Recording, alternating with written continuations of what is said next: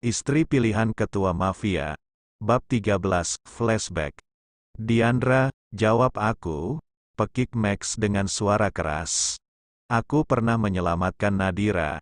Saat itu dia terluka parah, jawab Diandra. Terluka seperti apa Diandra? Tanya Max, suaranya keras menggelegar. Kau yakin ingin mendengarnya? Tanya Diandra. Matanya berkaca-kaca mengingat sesuatu yang telah berlalu. Max terdiam, tangannya mengepal. Katakan padaku Diandra, suara Max lebih halus dari sebelumnya.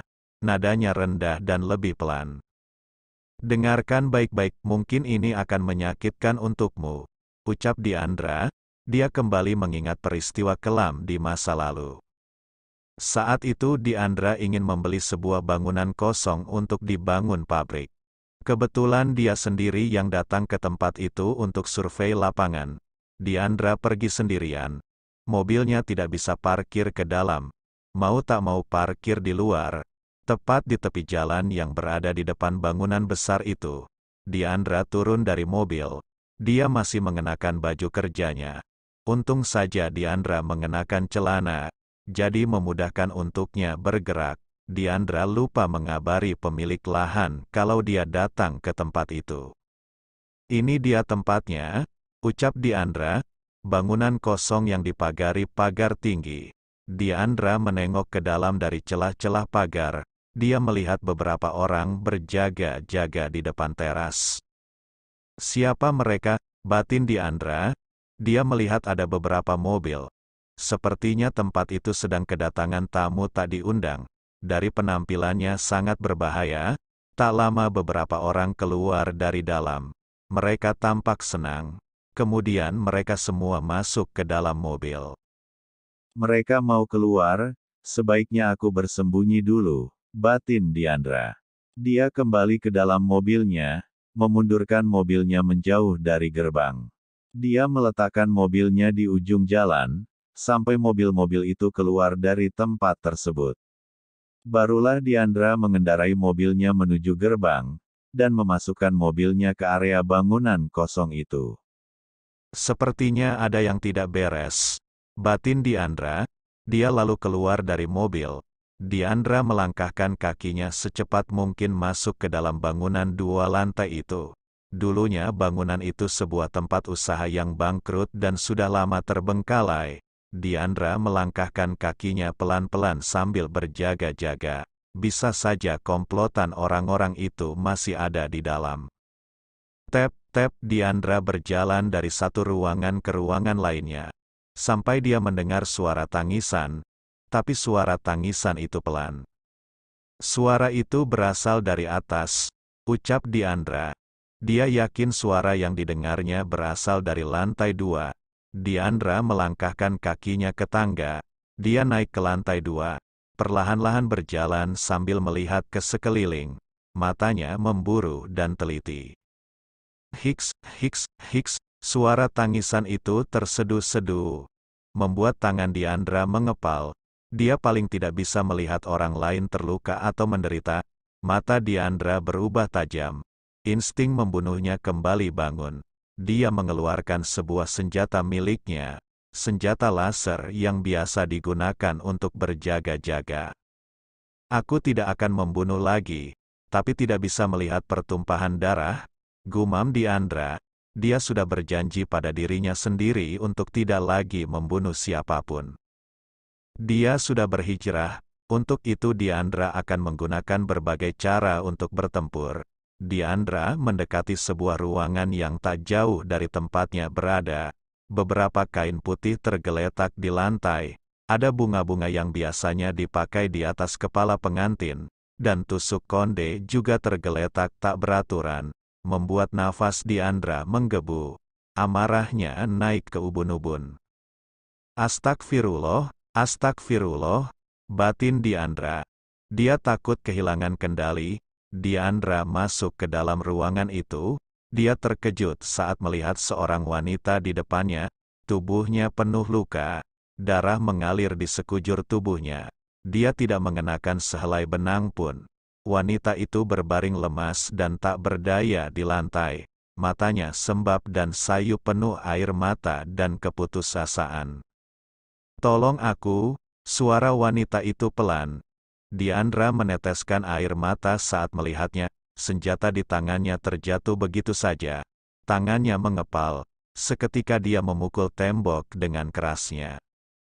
"Brengsek," Diandra marah, kemudian menarik nafas panjangnya. Dia menjernihkan pikirannya, bergegas melepaskan blazer panjang yang dikenakannya. Dia menutup tubuh wanita itu dan membungkusnya.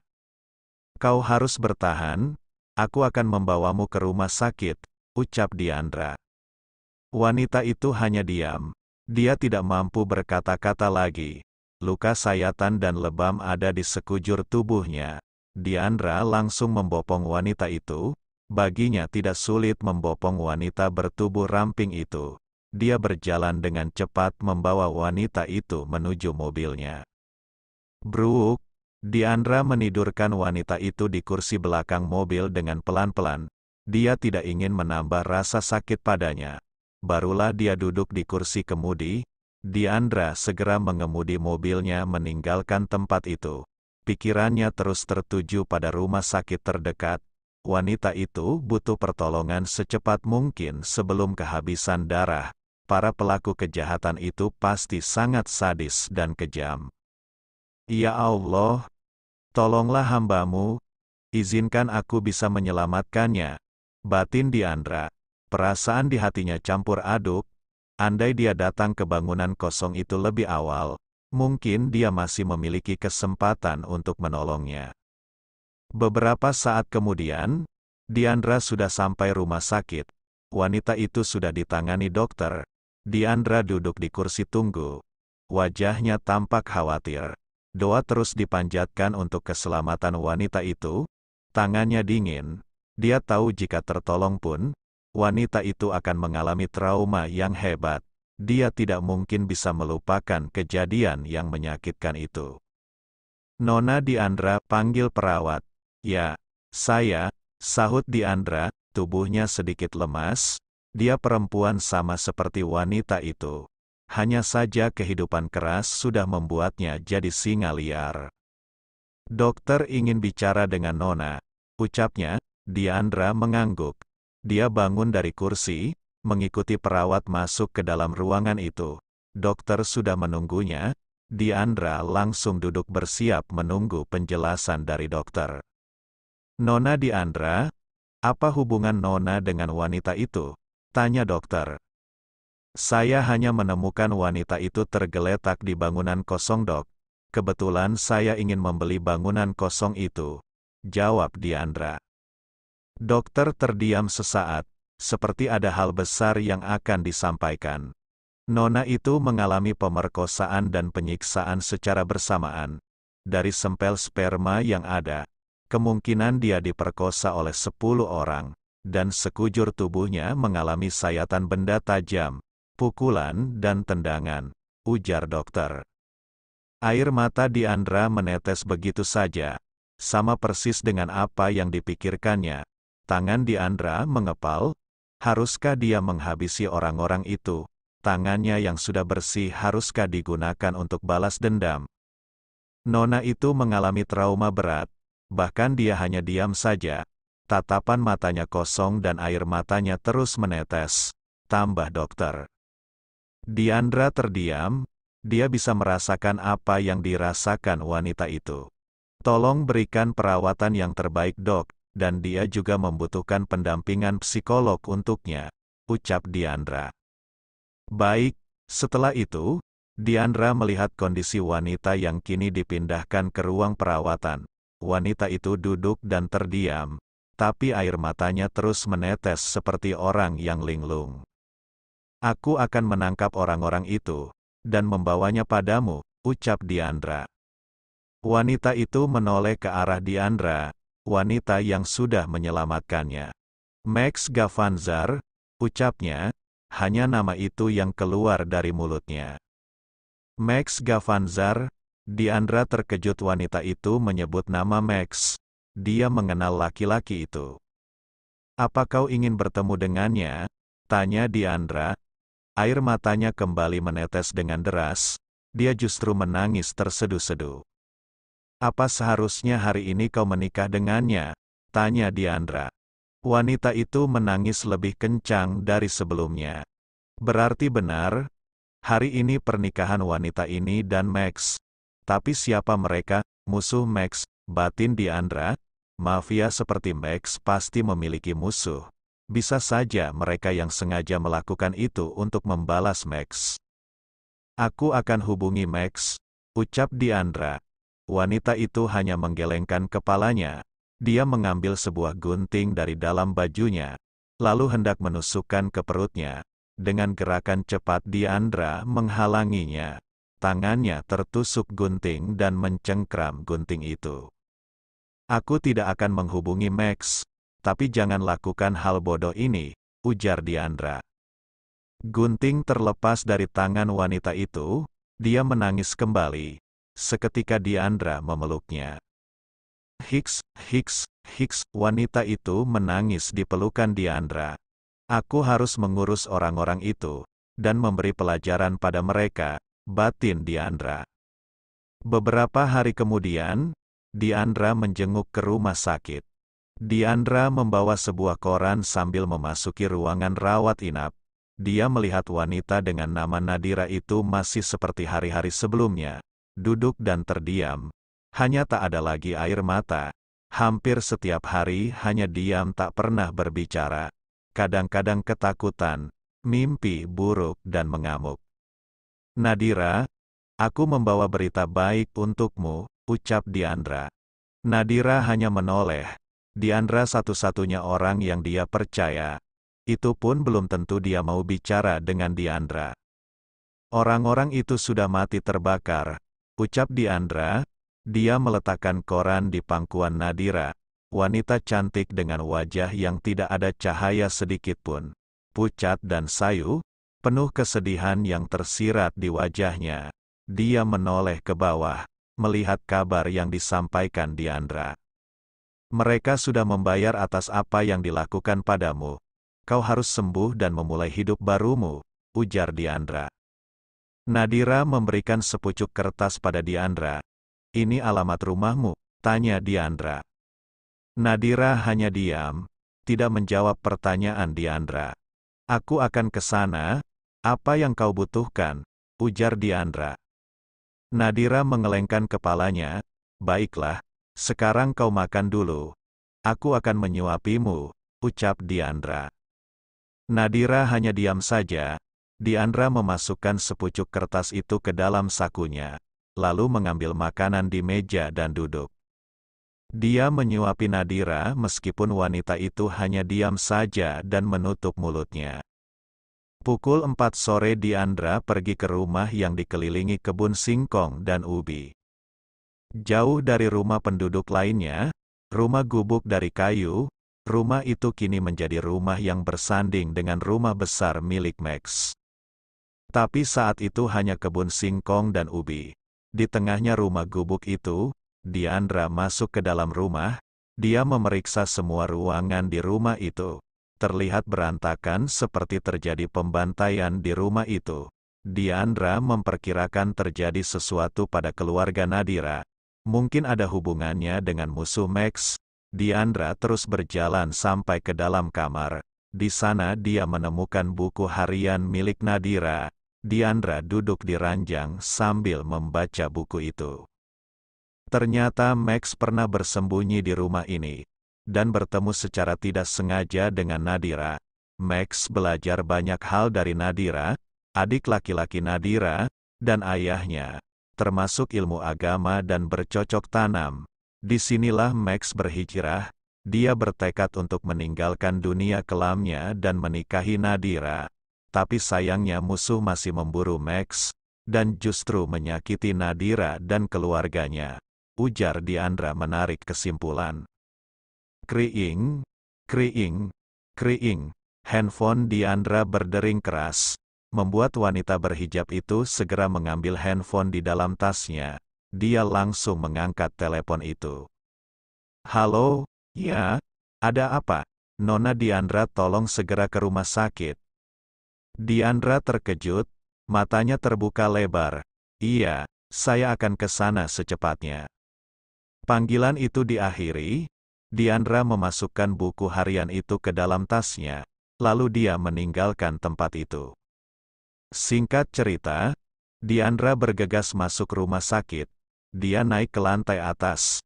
Nadira sudah berada di ruang ICU, kondisinya sudah kritis. Diandra berjalan menghampirinya. Di dalam ada dokter dan perawat. Mereka berusaha membantu Nadira agar tetap bertahan. Tep-tep, langkah kaki Diandra semakin melambat. Matanya berkaca-kaca. Dia tahu beban mental yang harus dirasakan wanita cantik itu. Nadira, ucap Diandra. Dia mendekati Nadira yang tengah sakaratul maut. Diandra, sahut Nadira. Nadira melakukan percobaan bunuh diri dengan menyayat pisau ke nadinya, ucap dokter. Iya, tambah perawat. Diandra hanya diam. Dia memegang tangan Nadira. Nadira, aku akan mempertemukanmu dengan Max, ucap Diandra. Nadira menggelengkan kepalanya. Aku tidak akan bertemu dengan Max, jawab Nadira. Kau tidak boleh menyerah. Allah pasti akan membayarkan semua kejahatan orang-orang itu padamu. Kau harus bertahan, ucap Diandra. Air mata menetes di sudut mata Nadira. Dia teringat wajah Max, orang yang dicintainya. Max, selamat tinggal, ujar Nadira. Diandra mendekat dan memegang erat tangan Nadira. Lalu menuntun Nadira mengucapkan bacaan tahlil. Tak berselang waktu lama, Nadira menghembuskan nafas terakhirnya. Innalillahi wa inna ilaihi rojiun, ucap Diandra. Dia mengusap mata Nadira agar menutup. Diandra terdiam. Dia benar-benar melihat kekejaman orang-orang yang sudah menyakiti Nadira, wanita yang tidak berdosa.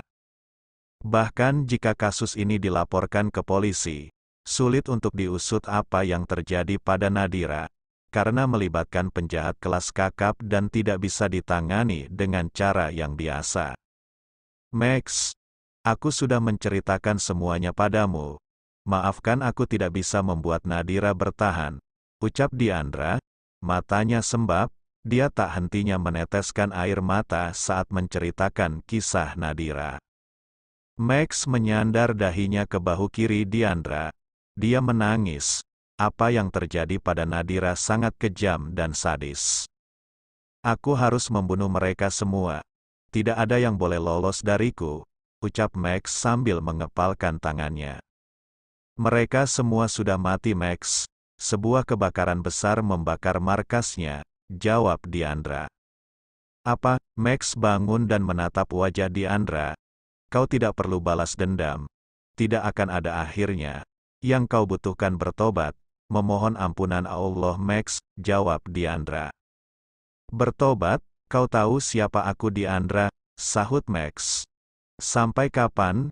Sampai semua orang yang dekat denganmu mati? Tanya Diandra. Dia menatap tajam Max, masuk bagian terdalam di hatinya. Max terdiam. Dia memang kehilangan banyak hal saat memutuskan menjadi mafia. Tidak ada akhir bahagia untuk sebuah kejahatan, ucap Diandra. Max terdiam. Dia menutup wajahnya dengan tangan kanannya sambil memijat dahinya. Pikirkan lagi semua ini, tinggalkan semuanya, kita mulai dari awal meski harus tinggal di gubuk bambu, tambah Diandra. Entah berapa kali Diandra membujuk laki-laki sangar di depannya. Diandra bangun. Dia berjalan meninggalkan Max, membiarkan laki-laki tampan itu menenangkan dirinya. Max terdiam. Dia sudah kehilangan Nadira dan keluarganya. Bahkan dia meninggalkan keluarganya demi menjadi seorang mafia. Dia tidak ingin hidup dalam kesulitan dan menjadi bahan olok-olokan. Dia membuktikan diri menjadi orang terkuat, tapi justru dia harus kehilangan banyak hal dalam hidupnya. Pukul 7 malam Max tidak keluar dari kamar Diandra. Dia hanya berdiam diri di atas ranjang. Sesekali Diandra masuk kamar membawa makanan dan kopi untuknya. Ceklek, Diandra masuk ke dalam kamar setelah selesai makan malam bersama dengan keluarganya. Hanya Max yang tidak ikut makan malam. Diandra bisa memahami itu, karena suaminya butuh waktu untuk sendiri. "Sayangku belum makan?" tanya Diandra melihat piring makanan masih penuh. Max hanya diam tak menggubris ucapan Diandra. "Aku penasaran kalau Mafia lagi kena mah seperti apa. Jangan-jangan merintih kesakitan seperti anak kecil," ucap Diandra. "Aku tidak selema itu," pekik Max. "Benarkah? Tapi kau manusia bukan superhero. Bisa saja kau mati karena kelaparan kan?" sahut Diandra. Dia mengambil nampan berisi piring makanan dan air putih. "Aku sudah pernah kelaparan. Kau pikir aku ini mafia Pinky-Pinky?" jawab Max. "Siapa tahu, di luar mafia di dalam kelinci."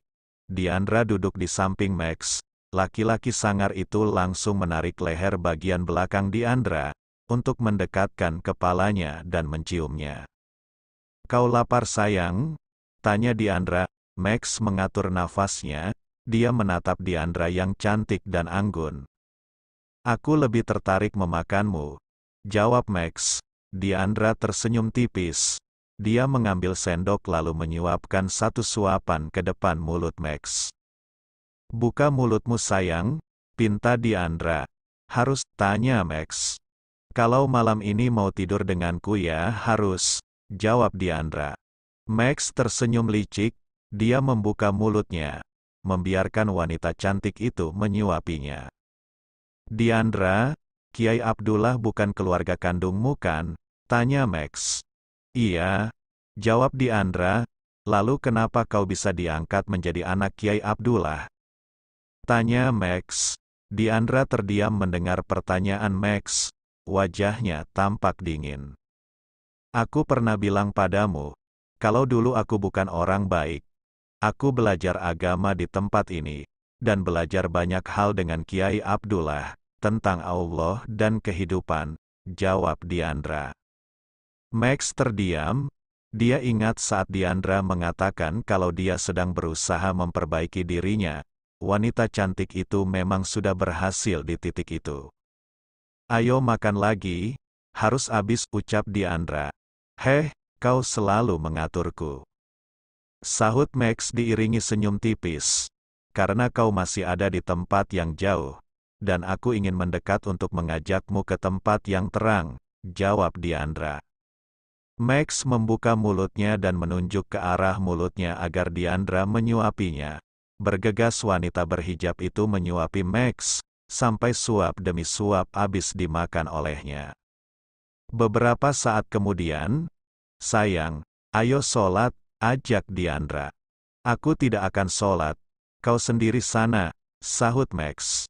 Diandra mengambil korek api, lalu mendekatkan korek api menyala itu ke depan Max. "Kau mau apa Diandra?" tanya Max. "Membakarmu," jawab Diandra. Wajahnya tampak dingin. "Kau gila? Kau ingin membakarku?" tanya Max. "Ini tak seberapa panasnya api neraka. Karena kau tidak sholat Max, itu sebabnya aku ingin kau mencoba dessertnya terlebih dahulu. Baru menu utama," jawab Diandra mendekat membawa korek yang menyala. "Oke, aku sholat," jawab Max. Dia benar-benar sudah gila memiliki istri seperti Diandra. Wanita cantik itu tertawa. Padahal itu korek api bohongan. Apinya hanya sebuah gambar 3 dimensi yang dibelinya dari seorang teman. Biasanya digunakan untuk perlengkapan sirkus. Akhirnya Max sholat bersama Diandra. Mereka berdua melaksanakan sholat Isya bersama. Diandra tersenyum usai sholat. Dia senang Max mau sholat meski dia belum sepenuhnya mau kembali ke jalan benar, masih terus dibujuk olehnya. Diandra mendekat dan mengambil tangan Max. Dia mencium tangan suaminya. "Cium keningku," pinta Diandra. "Manja," sahut Max. Diandra mendekat lalu mencium Max. "Abis kau jual mahal, makanya aku obral duluan," ucap Diandra sambil mengelus bibir kecoklatan Max. "Aku baru tahu, mantan orang tidak baik sepertimu genit seperti ini," celetuk Max. Diandra langsung menatap tajam Max, dengan tatapan membunuhnya. Kau kenapa? Tanya Max. Ada yang harus kusingkirkan, jawab Diandra. Max bergegas merapikan sajadah dan sarungnya. Kemudian duduk di atas ranjang. Max sedang memainkan layar handphonenya. Dia memeriksa pekerjaan anak buahnya. Sedangkan Diandra sibuk berganti pakaian dan berdandan. Max, besok pagi sarapan bersama keluargaku ya, ucap Diandra. Dia menghampiri Max. Aku sibuk, jawab Max. Beneran sibuk? Diandra menarik handphone Max, membuat Max mengalihkan pandangannya ke depan. Diandra begitu cantik dan seksi, rambut panjangnya tergerai indah. Kau menggodaku Diandra, ucap Max. Bukannya kau ingin menghukumku? Tanya Diandra. Dia mendekati Max. Kau memang genit, jawab Max. Tangannya memegang dagu Diandra. Ingin sekali menikmati bibir candu itu. Max mendekati Diandra yang sudah pasrah. Sayangnya suara handphone miliknya berdering. Kriing, kriing, kriing. Max menghentikan keinginannya. Dia bergegas mengambil handphone dan melihat panggilan yang masuk. Taren, ucap Max. Heran kenapa malam-malam begini Taren meneleponnya. Padahal dia sudah memberitahu agar tidak ada yang boleh mengganggunya malam ini. Max menekan tombol hijau di layar handphonenya. Ada apa? Kak, markas meledak, semuanya terbakar dan hancur. Apa? Max terkejut. Markas hitam tempatnya menyimpan semua barangnya hancur. Cepatlah datang kemari Kak, anak buah kita. Taren, anak buah kita kenapa? Sambungan itu terputus. Max tampak panik. Taren belum memberitahukan apa yang sudah terjadi dengan anak buahnya. Max langsung bangun. Dia mengambil jubah miliknya dan beberapa barangnya di atas nakas. Max, kau mau kemana? Tanya Diandra. Bukan urusanmu, jawab Max. Kemudian dia keluar dari kamar begitu saja. Apapun tentangmu akan menjadi urusanku, ucap Diandra. Bersambung. Jangan lupa berikan komentar membangunnya ya. Maafkan juga jika masih banyak kekurangan dalam channel ini. Terima kasih semuanya. Love you sekebon. Semoga bisa menghibur teman-teman semua. Jangan lupa subscribe.